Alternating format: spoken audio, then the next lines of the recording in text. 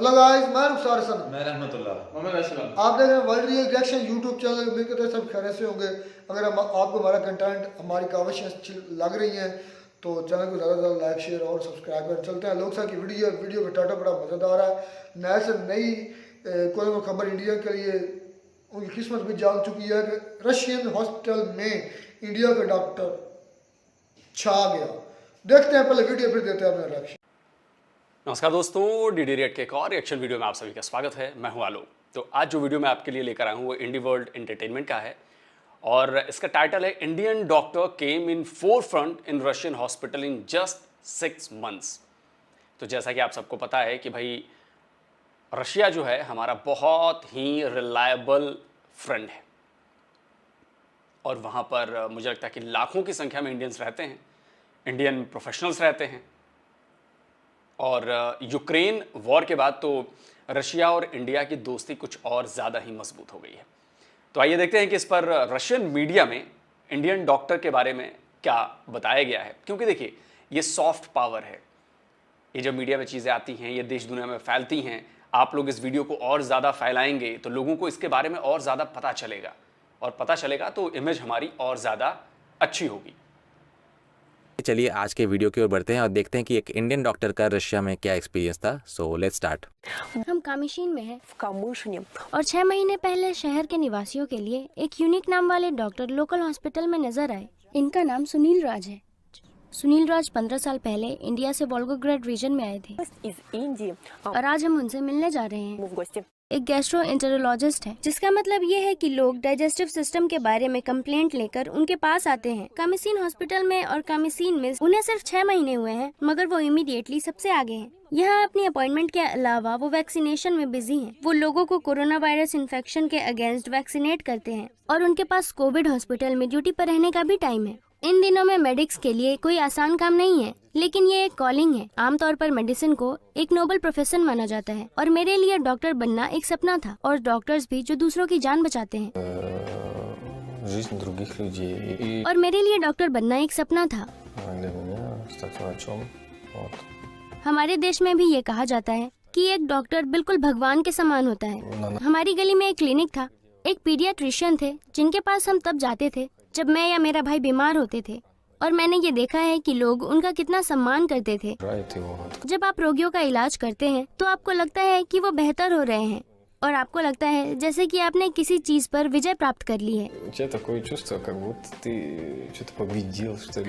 सबसे पहले कमीशन में लोग बहुत क्यूरियस थे कि ऐसे फॉरेन डॉक्टर कहाँ से आए, स्पेशली ऐसी खासियत के साथ। अब काफी सारे लोग मुझे जानते हैं और हेलो कहते हैं।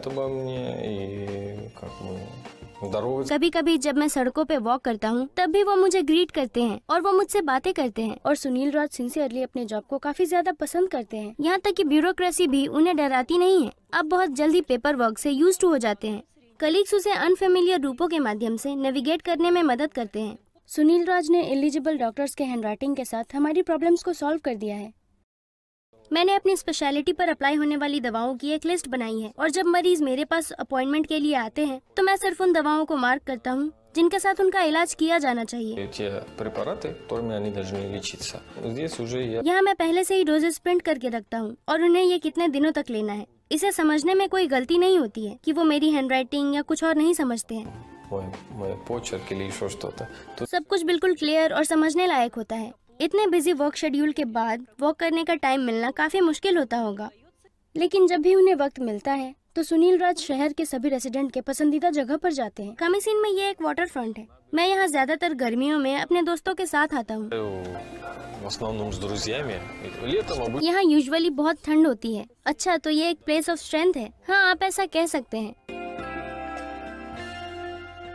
क्या हम ये कह सकते हैं कि रशियन और इंडियन किसी तरह से फेमिलियर है? इंडियन और रशियन लोगों में जो सिमिलर है वो ये है कि वो हॉस्पिटेबल लोग हैं। कई सारी ऐसी चीजें हैं जो कि डिफरेंट भी हैं।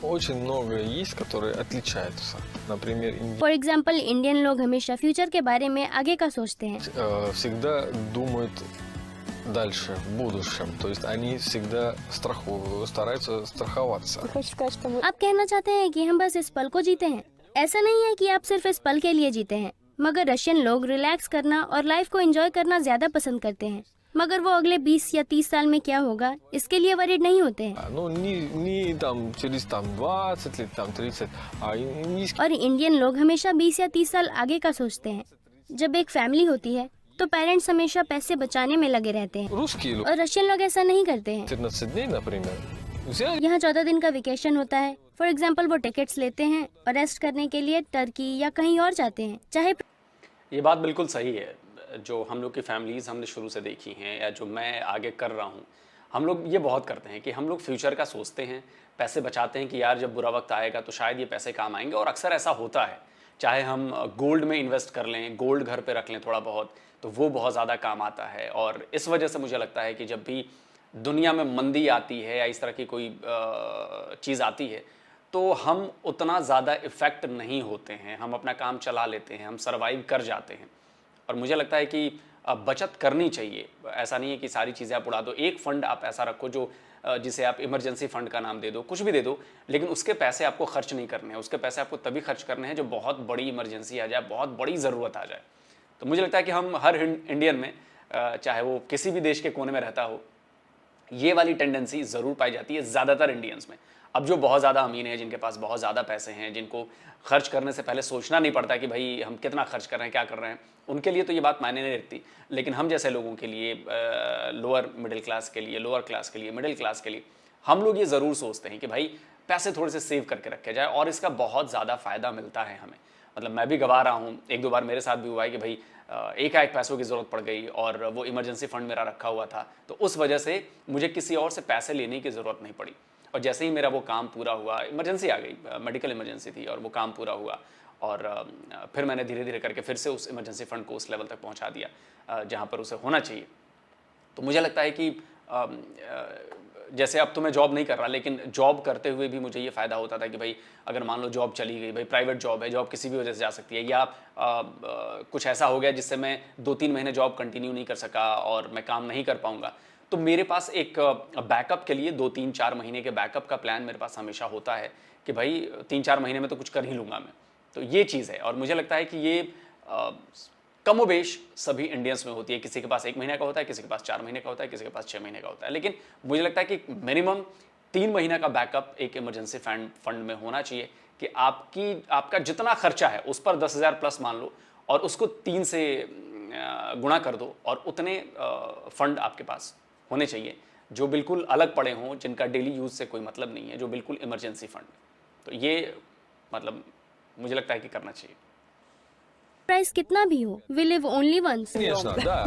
हाँ, मगर मुझे भी एक बार ऐसा मौका मिला था जब मैं बच्चा था, जब उन्होंने कहा था कि चलो अब्रॉड में वेकेशन पर सिंगापुर चलते हैं। Вот. मेरी मॉम ने तुरंत हिसाब लगाया कि 4 लोगों का खर्चा कितना था। हालांकि हमारे पास बहुत से पैसे थे। मेरे पापा एक सेलर थे, उन्होंने बहुत अच्छा खासा पैसा कमाया था। उन्होंने सब हिसाब लगाया और उन्होंने कहा कि नहीं, हम नहीं जाएंगे। ये 90s की बात है। क्या 10 दिनों में 1 लाख खर्च करने के लिए? Тратить 100 000. नहीं, हम बच्चों के एजुकेशन के लिए बेहतर बचत करेंगे। आपने वो वैकेशन कैसे बिताया? हम बस कंट्री में अपने ग्रैंड मदर के घर गए थे। Бабушке.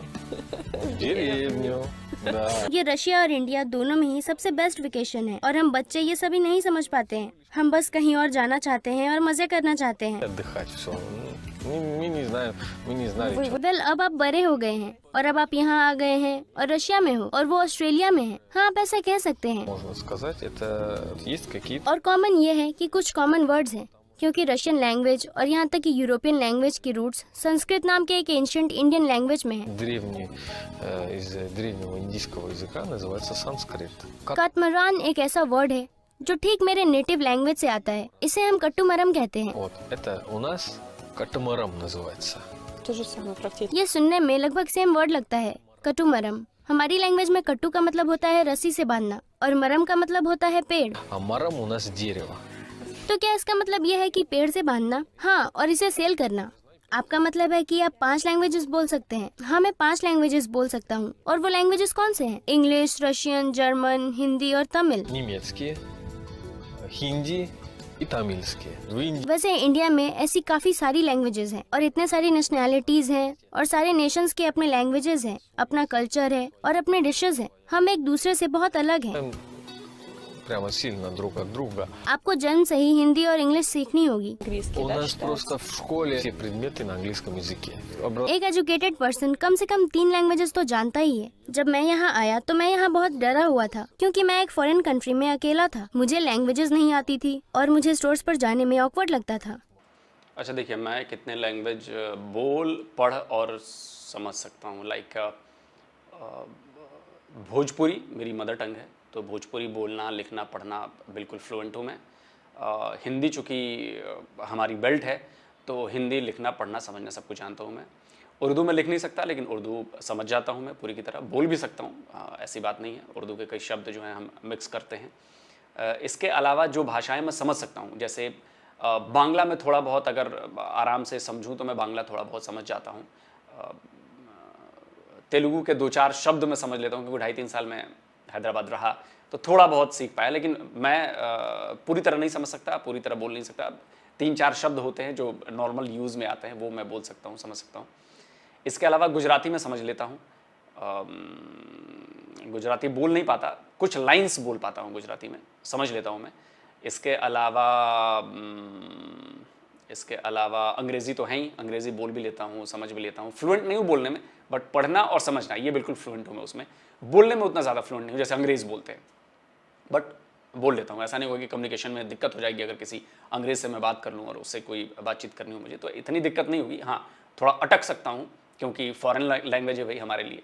और अब जैसे मेरा बेटा है, बड़ा वाला बेटा है, अभी मैंने बताया भी होगा किसी वीडियो में, तो उसके पास वो 6th क्लास में चला गया। अब उसके पास ऑप्शन है कि उसे एक फ़ॉरेन लैंग्वेज सीखनी है। हमारे टाइम पे ये चीज़ नहीं थी, शायद हमारे स्कूलों में नहीं थी उस टाइम, बाकी दिल्ली बॉम्बे में तो रही होगी।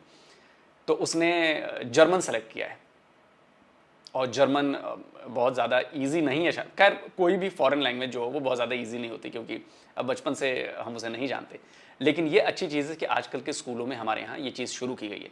तो अब वो जर्मन सीखना शुरू कर देगा। तो जब तक बड़ा होगा तब तक मुझे लगता है कि वो जर्मन में बोलना पढ़ना समझना बहुत ज़्यादा फ्लुएंट हो जाएगा। अंग्रेज़ी तो है ही, हिंदी है ही, और भोजपुरी हमारी मदर टंग है तो वो है ही। तो मुझे लगता है कि जितनी ज़्यादा लैंग्वेज आप सीखते हो उतनी लैंग्वेजेस का फ़ायदा ये होता है कि भाई आप उनके कल्चर के बारे में, वहाँ के जो राइटर्स हैं, बड़े बड़े लोग हैं जो बातें कहते हैं, वो चीज़ें समझ में आती हैं। बहुत कुछ सीखने को मिलता है, समझने को मिलता है, एक नया पर्सपेक्टिव मिलता है आपको, किसी भी चीज़ को देखने का अलग नज़रिया मिलता है क्योंकि वो लैंग्वेज अलग है, कल्चर अलग है, संस्कृति अलग है वहाँ की। वो किस नज़र से देखते हैं वो आपको उनकी लैंग्वेज समझ कर ही हो सकता है, और जब उसका अनुवाद होता है तो बहुत अच्छी तरह से नहीं वो फील आ सकता जो ओरिजिनल लैंग्वेज में है। तो ये चीज़ है। मैं रशियन नहीं जानता था। Я не знал русский язык, что-то говорить. ये स्ट्रेसफुल है, हाँ, और ठंड भी। И холод, вот это все. И для меня вот मेरे लिए पहला साल अच्छा था। मैंने अपने घर और अपने पेरेंट्स को मिस किया по дому, по родителям, потом और फिर मुझे धीरे धीरे इसकी आदत होने लगी। मैंने कुछ लोकल फ्रेंड्स बनाए, लाइफ और मजेदार हो गई और यहाँ सब कुछ बहुत शांत है। тут поспокойнее. आप यहाँ रहते हैं और अपना काम करते हैं और अपने जॉब पर जाते हैं और कोई आपको परेशान नहीं करता है। Это редкость. तो क्या ये फिजिकल लेवल पर है? अब देखिए, आप यहाँ शांति महसूस करती हैं और यहाँ कोई शोर नहीं है और यहाँ बहुत अच्छी हवा चल रही है और आप वॉक कर सकते हैं और आप अकेले यहाँ घूम भी सकते हैं। О, да, воздух, и просто идешь, гуляешь, даже один можешь просто. कोई आपको परेशान नहीं कर रहा और कोई आपको यहाँ अकेले में वक्त बिताते हुए परेशान भी नहीं कर रहा है। हाँ, सही कहा। मुझे लगता है कि हर किसी को पीस ऑफ माइंड और खुद के साथ वक्त बिताने की जरूरत। तो CTVF1 ने लिखा है कि मुझे लगता है कि वो एक बहुत ही अच्छा इंसान है। उसके बाद फॉर्मूला उस पे था, मतलब इंग्लिश में इसका मीनिंग है फॉर्मूला ऑफ सक्सेस। उन्होंने लिखा है कि आई एम वेरी लकी कि मैंने जो है डॉक्टर सुनील राज से अपना ट्रीटमेंट कराया। मेरी बहुत सारी प्रॉब्लम थी स्टोमक को लेके, कॉन्स्टिपेशन की भी बहुत प्रॉब्लम थी। पहले तो मैं एक लॉन्ग टाइम तक सारातोव के हॉस्पिटल में सोई हुई थी। वहाँ पे मेरी जो ट्रीटमेंट हुई उससे मुझे बिल्कुल भी कोई भी हेल्प नहीं हुआ और मैं बिल्कुल विश्वास खो चुकी थी। लेकिन डॉक्टर सुनील राज ने मेरा ट्रीटमेंट किया और अभी मैं कंपैरेटिवली काफ़ी बेटर फील कर रही हूँ। मैं एकदम झुक के उनकी रेस्पेक्ट करता हूँ। ऐसे डॉक्टरों की और भी बहुत ज़रूरत है। Wishing everybody success and happiness from Natalia Nikolaevna और पेट्रोव वाल। तो अभी आपको पता चल गया था, जैसे कि मैं शुरू में कह रहा था, कि इंडियंस को भी एक नया देश जो है, एक नए प्लेटफॉर्म्स की, क्योंकि इंडिया में टैलेंट की कोई कमी नहीं है, तो नए नए प्लेटफॉर्म्स की ज़रूरत है, नए नए जगह की ज़रूरत है और दूसरे नए नए जगह को भी जो है इंडियन टैलेंट्स की बहुत ही ज़रूरत है। और वो बात आप इस कमेंट से ही जो है बहुत अच्छी तरीके से जान सकते हैं। और ऐसे बहुत सारे पेशेंट्स हैं जो कि शायद एक तो ये वीडियो खत्म। भाई वाह, कमाल है। जो इंडियन डॉक्टर का टैलेंट है ना, उससे तो हम बखूबी वाकिफ़ हैं। मैं तो वाकिफ़ हूँ, आप दोनों वाकिफ़ हो जाना हो, क्योंकि मैं अक्सर वीडियो देखता रहता हूँ। पाकिस्तान से कई इतने केसेस जाते हैं कि आपकी सोच अब थोड़ा कम हो गई जब से ये ट्रेड बंद हुई है, आना जाना कम हो गया। और जब ये बॉर्डर ओपन थे ना, तो इतने लोग जाते थे पाकिस्तान से इलाज करवाने इंडिया में, क्योंकि भाई इंडिया के डॉक्टर्स हमारे डॉक्टर से काबिल हैं। नहीं, ये आपकी बात बिल्कुल गलत है। 1 मिनट है, हमारे जो डॉक्टर हैं ना वो बहुत टैलेंटेड हैं, बहुत अच्छे डॉक्टर हैं। आपको पता है जो अमेरिका में इस वक्त मौजूदा पाकिस्तानी 30,000 डॉक्टर हैं। कहाँ लिखा हुआ? मैं आपको बताता हूँ, इमरान खान की स्पीच, इमरान खान तो फेंक देता है। नहीं, फेंकता नहीं है, बात अच्छा। मेरी सुनो। उसकी वजह क्या है कि आपको भी पता है यहाँ पर उनको जो है ना प्रॉपर सहूलियात मुयसर नहीं होती। अच्छा। इंडियंस को उनके मुल्क में होती हैं और वो दूसरे मुल्क में अपना नाम शो करने के लिए, यानी कि अपने मुल्क का नाम जो है ना रोशन करने के लिए जाते हैं। आपको पता है जो कोरोना वायरस की एक देसी जो है ना दवाई, वो अमेरिका में पाकिस्तानी डॉक्टर ने बनाई यार थी। छोड़ो, क्या छोड़ना शुरू हो गए हो? असद की तरह तुम भी छोड़ना शुरू नहीं, हो गए। असद की तरह भाई मैं नहीं छोड़ा और ना ही असद छोड़ता है। असद भी भाई बात जो है ना होती हुई वो करता है। वो दूसरे आम बंदों मतलब के लोग इंडियंस की तरह जो है ना, इंडिया का अक्सर जो मैंने सुना है अच्छा, तुम ये साबित करना चाहते हो पाकिस्तान का टैलेंट इंडिया के टैलेंट से ज्यादा है? ये नहीं ज्यादा। क्या साबित करना चाहते हो? ज्यादा की बात ही मैंने नहीं की। एक वाकया मैंने पाकिस्तान के मैंने भी एक वीडियो देखी है जिससे मैं ये कह सकता हूँ कि इंडियंस डॉक्टर बेस्ट है। एक मिस्र की मेरे ख्याल में एक मोटी औरत थी जिसका मेरे ख्याल में उधर काफी देर तक ऑपरेशन रहा है, तो मुझे नहीं लगता कि वो सेट हुई है या काफी देर उसका ऑपरेशन रहा है। बहुत ज्यादा उसका वजन फैटी थी। हाँ, तो आई थिंक वो मेरे ख्याल में एंड पे फौत होगी या रिकवर होकर वापस चले गए हैं। ये वीडियो मैंने उसकी देखी थी। उन्होंने डायरेक्ट वहां से मिस्र से इधर ही इंडिया में आए थे इलाज करवाने के लिए। और वो यार पूरी दुनिया से आते हैं, पूरी दुनिया से आते हैं। अक्सर लोग इंडिया में जाते रहते हैं। मैं ये नहीं कहता कि इंडिया के जो डॉक्टर हैं वो, तो फिर पहले क्या बात की तुम? मैंने क्या है कि आपने कहा कि पाकिस्तानी डॉक्टर इस तरह के नहीं। मैं तो आपको बता, इंडियन डॉक्टर के कंपैरिजन में पाकिस्तान के डॉक्टर में यहाँ पे वो नहीं, फैसिलिटीज नहीं दी ये जाती गलत जो बात वहाँ पे दी जाती है। यहाँ पे आपको पता ही है जो सही डॉक्टर्स होते हैं ना वो तो मेरे ख्याल में चले जाते हैं बाहर के। ज्यादा जो है वो अच्छे बिजनेसमैन कह रहे हैं, डॉक्टर्स कह रहे हैं, इंजीनियर्स कह रहे हैं, वो सभी चले जाते हैं। आपको पता है कि 2022 में पाकिस्तान से 7.5 लाख जो बंदा है वो बैरून मुल्क नहीं, साढ़े वो शायद फिर उसमें उस वक्त 3 महीने रहते हुए थे, 3 महीने उस वगैरह थे, जिसमें से तकरीबन 80% जो लोग हैं वो पढ़े लिखे हुए गए हैं, जिनमें ज्यादातर डॉक्टर और एक मिनट, तुम्हारे गांव से कमो बेश 100 लोग तो गए होंगे। 1 मिनट और सब्र है, हौसला भी रखा कर। उनमें कितने डॉक्टर थे, कितने इंजीनियर थे? आप गांव की बात ना करें। अगर बात करें गांव की तो आपको पता है कि मेरा लॉजिकल 1 मिनट आप सुन ले, मुझे ये बता कितने डॉक्टर गए हैं बाहर? डॉक्टर नहीं गए, लेकिन आपको पता है जो अगर 1 मिनट 150-200 बंदा अगर पाकिस्तान इधर हमारे गांव से गया है, क्योंकि ये कस्बा है बहुत आबादी वाला, तो इधर 100 या 150 बंदा इधर से गया, सिर्फ एक डॉक्टर गया है, एक डॉक्टर गया है। और वो भी डॉक्टर उनकी उन्होंने डिग्री नहीं, उन्होंने रद्दी में फेंक दी थी। उन्होंने कहा ये हम नहीं कबूल करते, दोबारा से प्रैक्टिस करो, दोबारा से स्टडी करो। फिर 4-5 साल पढ़ा उसने, पढ़ने के बाद अब डेंटिस्ट लगे हैं वो। ये है आपका म्यार, तुम कहते हो बड़ा म्यार है। यार मैं वही बात आपको कर रहा हूँ ना कि इंडिया की अगर बात, यार मैंने लॉजिकली बता दी ना कि हमारे गांव बाकी सारी दुनिया को पाकिस्तान सारे को यार पर्सनल ज्यादा पर्सनल क्यों ना, मैं अपनी इलाके की सिर्फ मिसाल दे रहा हूँ आपको। 100 या 150 बंदा गया है, कम अगर 200 गया होगा, 200 में से सिर्फ एक बंदा है। ये कहा है कि ज्यादातर डॉक्टर और इंजीनियर जाते हैं। मैंने भाई गांव एरिया में कोई एक आदमी डॉक्टर होता है, गांव एरिया में ज्यादा डॉक्टर्स नहीं होते शायद एरिया में। बात ये है। और दूसरी बात जो आलोक सर ने की है, उसने कहा है कि जो रशिया है ना, पाकिस्तानी कहते हैं कि रशिया के साथ इंडिया के ताल्लुकात बहुत खराब हो गए। उन्होंने एक प्रूफ दिया है, साथ उन्होंने कहा है कि बहुत सारी कंपनी जो है ना वो इन्वेस्ट कर रही है रशिया में, और आने वाले वक्तों में मजीद रशिया के साथ और ट्रेड करेंगे। अब पाकिस्तान का अब्बा अमेरिका जो है, उनको पता चल गया पाकिस्तान को काट क्या ये पेट में जुड़ा खोपते, अब उनके झुकाव हो रहा है रशिया की।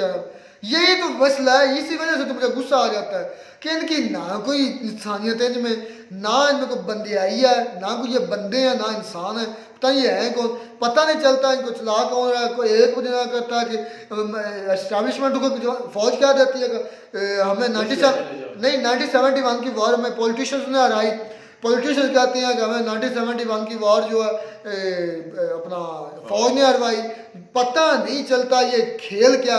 बाजवा आप बयान दे रहा है कि मैं इमरान खान को कहता था ये कर लो वो कर लो, इमरान खान कहते हैं मैं ये कर, मतलब एक पहले इकट्ठे होते हैं एक पेज पर, जब ये एक दूसरे जुदा होता है तो एक दूसरे के बिल्कुल एंटी स्टेटमेंट देना शुरू करता है। इसीलिए तो मुझे फिर हाइपर हो जाता हूँ यार, कोई बंदियाई होती है, कोई इंसानियत होती है, कोई गल बात होती है, कोई अहद होता है, कोई बंदा का म्यार होता है। इन पाकिस्तानी को कोई म्यार ही कोई नहीं है।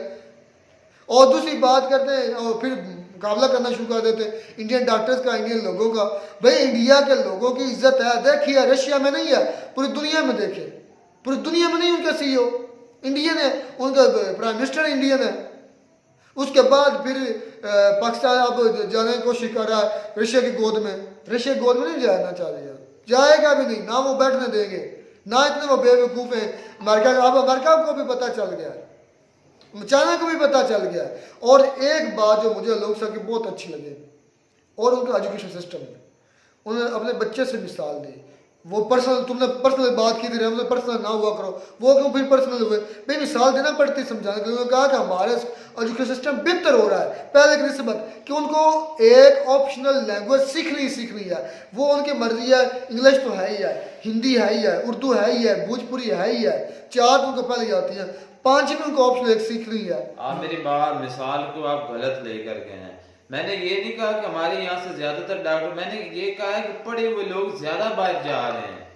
मैंने ये नहीं कहा कि डॉक्टर और इंजीनियर जा रहे हैं और कोई जा ही नहीं रहा। और जो पढ़े हुए, फिर मिसाल एक बड़ी सी दे दी है कि इधर से फिर गया, फिर वो पढ़े हुए कितने हैं, उसको रद्दी में हाँ फेंका, मैंने खुद हमारा रद्दा हुआ, रद्दी में फेंका उनको डिग्री को। भाई जाओ, ये पाकिस्तान नहीं है, ये अमेरिका है। ये तो वाकई बात सही है भाई कि वहाँ पे इस जो इधर की डिग्रीज होती है ना, इतनी वैल्यू नहीं होती जितनी वहाँ की डिग्रीज की होती हैं। और ये मैंने भी सुना है कि उस लड़के ने जाके दोबारा जो है ना दोबारा किया, शुरू कर दिया। तो उम्मीद करता हूँ आपको हमारी वीडियो अच्छी होगी। वीडियो से हमारे चैनल जरूर सब्सक्राइब, मिलता है नई वीडियो में नाटक के साथ। तब तक दीजिए इजाजत, अल्लाह हाफ़िज़।